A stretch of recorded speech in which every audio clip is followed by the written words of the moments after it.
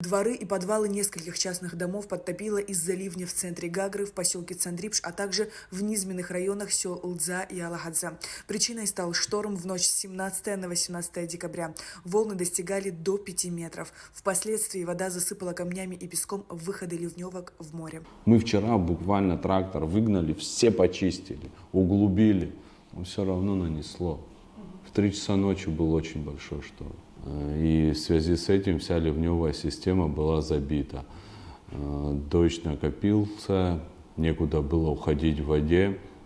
И, соответственно, те домовладения, которые находятся чуть-чуть ниже, чем дороги наши, были подтоплены. Сильных, прям катастрофических подтоплений нету, но незначительный ущерб люди понесли. Это в основном подвальные помещения, низкие первые этажи.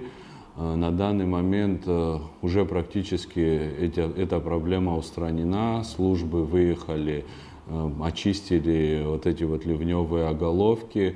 Где-то были заторы в ливневых сетях, их тоже пробили. Это что касается города Гагра. Из-за шторма пострадали домовладения на улицах Абсхалиона, Терешковой, Шапсукской и Гумистинской. Водоканалом Гагарского района была отправлена дополнительная помощь в поселок Цандрипш, где были подтоплены многоквартирные дома и подвальные помещения. В Алагадзе тоже есть незначительные подтопления, тоже ливневые каналы, которые у них кое-какие были забиты. Там также в данный момент уже практически проблема устранена. С 7 часов утра личный состав ПСО Гагры привлечен к устранению последствий непогоды, выведена на расчистку и спецтехника. Сария Кварацхеля, Музафар Астанов, Абхазское телевидение.